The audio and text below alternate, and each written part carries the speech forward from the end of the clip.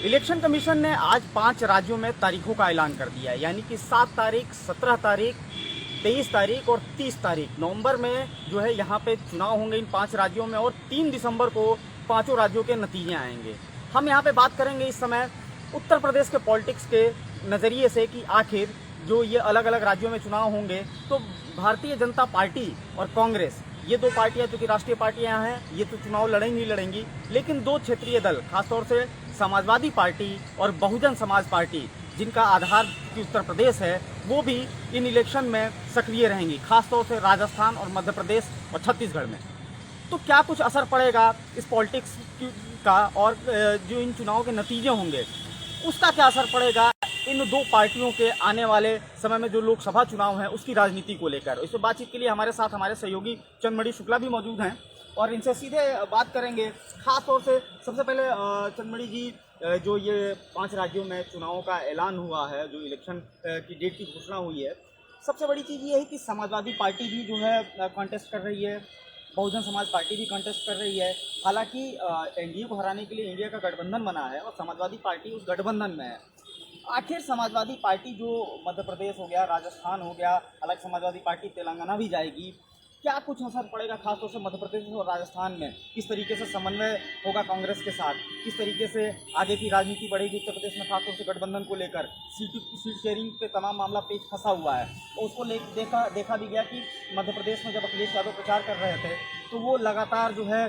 इशारे दे रहे थे कांग्रेस को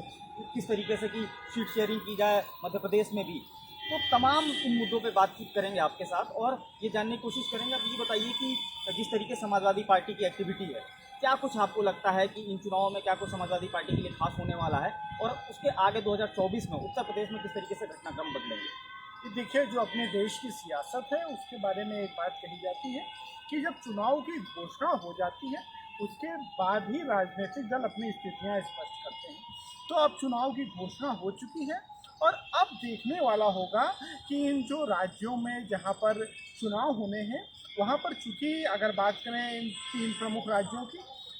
जहां पर मध्य प्रदेश, राजस्थान और छत्तीसगढ़, यहाँ पर भाजपा और कांग्रेस का सीधा सीधा मुकाबला है। तो इन राज्यों में इंडिया गठबंधन के अगर कोई सदस्य आते हैं तो निश्चित तौर से कांग्रेस को कुछ ना कुछ क्षति पहुंचाएंगे, क्योंकि एक ऐसा लगातार ये लोग प्रचार कर रहे हैं कि वो एक विचारधारा के दल हैं। तो चूंकि अब जब एक विचारधारा के लोग खुद प्रचार कर रहे हैं तो निश्चित तौर से इन राज्यों में अगर इन दलों की उपस्थिति होती है तो कुछ ना कुछ नुकसान पहुंचाएंगे। अब ये देखने वाला होगा कि कांग्रेस क्या जो उसकी सीटें हैं जहां पर उसका प्रभाव, क्योंकि अगर समाजवादी पार्टी की बात करें, जिस तरह से राजस्थान, मध्य प्रदेश और छत्तीसगढ़ में वो लड़ने का दावा कर रहे हैं, लेकिन उनकी इस तरह की स्थिति नहीं है कि वो कुछ मतलब कि दहाई तक पहुंच सकें या कुछ हासिल कर सकें। अगर बात करें मध्य प्रदेश में तो समाजवादी पार्टी का सर्वोच्च प्रदर्शन 7 सीटों का है, वहीं इसी तरह राजस्थान और छत्तीसगढ़ में भी, और छत्तीसगढ़ में तो बहुत बुरा हाल है, वहाँ पर एक भी सीट नहीं जीत पाई है। तो इस तरह की जब माहौल है, उस तरह के माहौल में अगर समाजवादी पार्टी एंट्री करती है तो निश्चित तौर से वोट काट कर अगर टफ मुकाबला हुआ, और जिस तरह से देखा गया कि पिछली बार मध्य प्रदेश या राजस्थान में भी काफ़ी कांटे की टक्कर हुई, मध्य प्रदेश की तो वोट प्रतिशत लगभग बराबर था, 1-आधे% का अंतर था। तो उस स्थिति में अगर समाजवादी पार्टी वहाँ पर उतरती है तो निश्चित तौर से नुकसान करेगी। वहीं अगर बात करें बसपा की, जो कि हालांकि इंडिया गठबंधन में नहीं है, लेकिन प्रयास लगातार इंडिया गठबंधन की तरफ से जारी है और कांग्रेस लगातार बातचीत कर रही है, लगातार उत्तर प्रदेश में इससे बातचीत चल रही। ऐसी खबरें भी आई थी कि प्रियंका गांधी इस बार बातचीत कर रही हैं। पिछली बार राहुल गांधी ने उत्तर प्रदेश के विधानसभा चुनाव में मोर्चा संभाला था लेकिन सफल नहीं हो पाए, तो इस बार प्रियंका गांधी आगे फ्रंट पर आई हूँ और इसका भी बसपा की तरफ से खंडन भी नहीं आया। तो ऐसा हम लोग मान सकते हैं कि कांग्रेस की तरफ से बसपा को लेकर कुछ मतलब कि अंदर खाने कुछ ना कुछ चल रहा है। तो इन हालातों में अगर बसपा और सपा वहाँ पर लड़ती जाके है, खासतौर से उत्तर प्रदेश से जाके, तो कांग्रेस को नुकसान पहुँचाएगी जरूर, और जब उसे वहाँ पर अगर कुछ नुकसान होगा तो लोकसभा चुनाव पे भी असर दिखेगा। एक चीज़ ये भी है कि प्रेशर पॉलिटिक्स की बात लगातार चल रही है, खासतौर से तब से जब से घोसी में चुनाव हुआ और समाजवादी पार्टी कैंडिडेट वहाँ पे खड़ा था और कांग्रेस ने समर्थन किया। लेकिन जब बागेश्वर में कैंडिडेट खड़ा करने की बात आई तो वहाँ समाजवादी पार्टी कैंडिडेट खड़ा हो गया और कांग्रेस लगातार ये कहती रही कि कांग्रेस ने बड़ा दिल दिखाया, लेकिन बागेश्वर में अगर समाजवादी पार्टी अगर कांग्रेस कैंडिडेट का समर्थन कर देते तो शायद वो सीट जो है कांग्रेस के पास होती। कहीं ये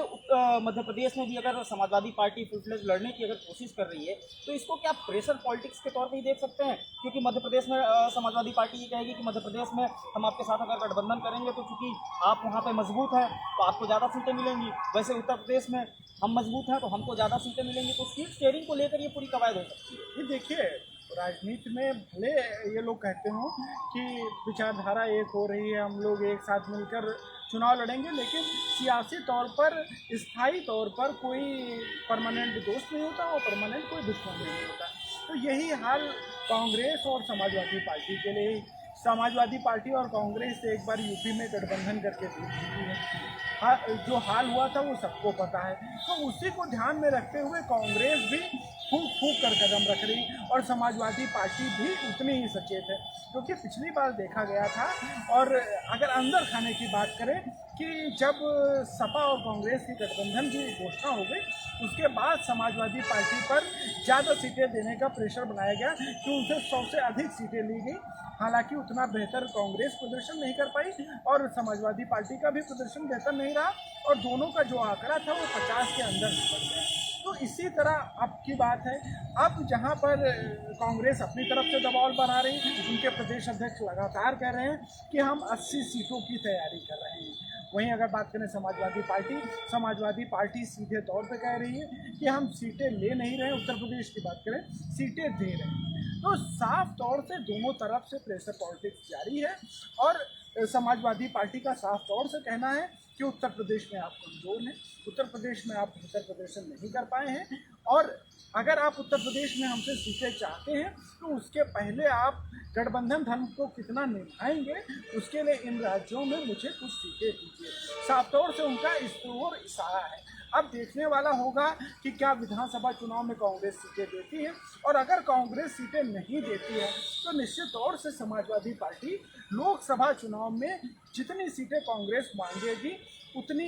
देने में वो आनाकानी करेगी या गठबंधन में कुछ और भी रुख हो सकता है। मतलब कुल मिलाकर मामला सीट शेयरिंग पे फिर फंसेगा। अच्छा, एक और तेलंगाना की बात कर लेते हैं कि अखिलेश यादव, चूँकि तेलंगाना में भी काफ़ी मूवमेंट रहा है इनका, वहाँ भी खबरें आ रही हैं कि पार्टी चुनाव लड़ेगी, लगातार सक्रिय भी है वहाँ पे। तो तेलंगाना में अगर अखिलेश यादव जाते हैं तो वहाँ पे किस तरीके की स्थिति होगी? क्योंकि वहाँ पे अगर ये लड़ेंगे तो वहाँ पे जाहिर तौर पे वो कांग्रेस का अपोजिट पहुँच जाएंगे। जी देखिए, अगर तेलंगाना की भी बड़ी विचित्र स्थिति हो जाएगी, क्योंकि केसीआर जो है वो इंडिया गठबंधन का हिस्सा नहीं है और जो इनके संबंध हैं अखिलेश यादव के, वो केसीआर के काफ़ी नज़दीक माने जाते हैं। जब केसीआर ने तेलंगाना बुलाया था तो सभी दलों के साथ में अखिलेश यादव भी पहुंचे थे और काफ़ी करीब बताए जाते हैं केसीआर के। तो इन हालातों में अगर वो केसीआर के साथ में मिलकर तेलंगाना में चुनाव लड़ते हैं तो निश्चित तौर से वो कांग्रेस के विपरीत होंगे और वहाँ पर भी जो इंडिया गठबंधन का एक सवाल है कि इंडिया गठबंधन का एक दल केसीआर के साथ लड़ रहा जाके कांग्रेस इधर लड़ रही, तो कहीं ना कहीं जो गठबंधन है वो विधानसभा चुनाव में तो अभी नहीं कह सकते हैं कि वो बिल्कुल सटीक बैठ रहा है। अब लोकसभा चुनाव में देखने वाला होगा कि किस तरह से सामंजस्य बनाते हैं, किस तरह से सीट शेयरिंग का फार्मूला निकालते हैं। लेकिन इन राज्यों के विधानसभा चुनाव की बात करें तो इन राज्यों में विधानसभा चुनाव में जो इंडिया गठबंधन का एक फार्मूला बनाया गया है, जिसको लेकर लगातार प्रचार किया जा रहा है, वो सफल होता नजर नहीं। अच्छा, अब बहुजन समाज पार्टी की बात कर लेते हैं क्योंकि बसपा जो है लगातार मध्य प्रदेश में जो है एक्टिव रही है, लगातार तमाम मुद्दों को भी उठाती रही है। मायावती पिछले दिनों जो है दिल्ली में थी और वहाँ से इन 4 राज्यों के जो, चूँकि मिजोरम का अलग जो है मामला है, मायावती क्योंकि वहाँ पे इतनी सक्रिय नहीं, लेकिन इन 4 राज्यों के लिए मायावती लगातार जो है वहाँ पे बैठकें करती रहीं और जो है फीडबैक लेती रहीं और सक्रियता के साथ क्योंकि वो लड़ने भी जा रही हैं। हालांकि वो ना इंडिया गठबंधन में है, ना इंडिया गठबंधन में पहले मना कर चुकी हैं। जैसा आपने पहले कहा कि कोशिशें कांग्रेस की तरफ से लगातार जारी हैं, वो अलग एक मुद्दा है। लेकिन अगर बसपा के परिप्रेक्ष्य में बात करें तो इन चुनावों से ऐसा क्या हासिल होगा कि जिसको लेकर जो है बहुजन समाज पार्टी 2024 के लोकसभा चुनाव में जब ताल ठोकेगी तो उत्तर प्रदेश में उसकी सियासी जमीन मजबूत हो पाएगी? जी देखिए, अगर बसपा के बारे में बात करें तो बसपा एक राष्ट्रीय पार्टी का दर्जा प्राप्त करती है, यानी वो राष्ट्रीय पार्टी के तौर पे अपने आप को देखती है और पूरे देश में चुनाव लड़ने की कोशिश करती है। अगर इन राज्यों में बात करें, राजस्थान में पिछले चुनाव में बहुत बेहतर प्रदर्शन किया। एक हिसाब से देखें कि जिस हिसाब यूपी से ज़्यादा सीटें राजस्थान में, और हालांकि बाद में विधायक इधर उधर चले गए, वो बात अलग है, पर मध्य प्रदेश में भी इस तरह का प्रदर्शन करते आई एक निश्चित वोट बैंक रहा है, और सपा से ज़्यादा नुकसानदायक कांग्रेस के लिए वहाँ पर भी बसपा हो सकती है, क्योंकि बसपा का एक वोट बैंक है। और बसपा के वोटर के बारे में भी कहा जाता है कि वो हाथी का चुनाव निशान देखता है, यानी हाथी का चुनाव निशान है तो वो चुनाव निशान पे बटन दबा के चला आता है। तो निश्चित तौर से अगर सपा की तुलना में देखें इन राज्यों में, तो बसपा ज़्यादा खतरनाक है कांग्रेस के लिए, और कांग्रेस ज़रूर कोशिश करेगी कि किसी तरह से बसपा को मनाया जाए। और जिस तरह से जो मायावती के भतीजे हैं आकाश आनंद, जिस तरह से कैंपेनिंग कर रहे हैं, लगातार वो मध्य प्रदेश राजस्थान में लगातार कैंपेनिंग कर रहे हैं, लगातार उनकी जनसभाएं हो रही और मुद्दे उठा रहे हैं, वहाँ के छोटे छोटे बड़े मुद्दे उठा रहे हैं, तो निश्चित तौर से वो अपने आप को वहाँ पर प्रस्तुत कर रहे हैं और उसका उन्हें फ़ायदा भी मिलने की उम्मीद है। तो अभी देखने वाला होगा कि बसपा को क्या मना पाती है, और बसपा अगर वहाँ पर चुनाव लड़ती है तो निश्चित तौर से वो कांग्रेस को जरूर नुकसान पहुँचाएगी। अच्छा, एक और चीज़ है, आकाश आनंद का चूँकि आपने जिक्र किया, तो आकाश आनंद को पिछली कई बैठकों में देखा गया कि मायावती मंच पे अकेले बैठ रही थी, उस मंच पे कोई दूसरा नहीं बैठता था, लेकिन आकाश आनंद जो है उस मंच पे दिखे, और कई बार जो है कि जिसको बताया सियासी पंडितों ने कि ये एक तरह से जो है अपना उत्तराधिकार जो है, एक तरह से मायावती जो है वो मैसेज दे रही है कि उत्तराधिकार मायावती का किसके पास जाएगा। तो कहीं ना कहीं राज्यों में जो चुनाव हो रहे हैं, तो आकाश आनंद के अगर बात करें, आकाश आनंद सक्रिय हैं, उनको जिम्मेदारी दी गई है, तो पहली बार ऐसा है कि विधानसभा में जो आकाश आनंद कमान संभालेंगे, और उसके बाद चूंकि बड़ा इलेक्शन है लोकसभा का, तो एक अनुभव भी जो है आकाश आनंद को हो जाएगा, शायद इस वजह से भी आकाश आनंद को सक्रिय किया गया है। हाँ, निश्चित तौर से, क्योंकि मायावती जिस तरह से शिफ्टिंग कर रही हैं, तो उनका साफ तौर से सारा आकाश आनंद की ओर ही, कि आकाश आनंद को वो अपनी विरासत सौंपना चाह रही है।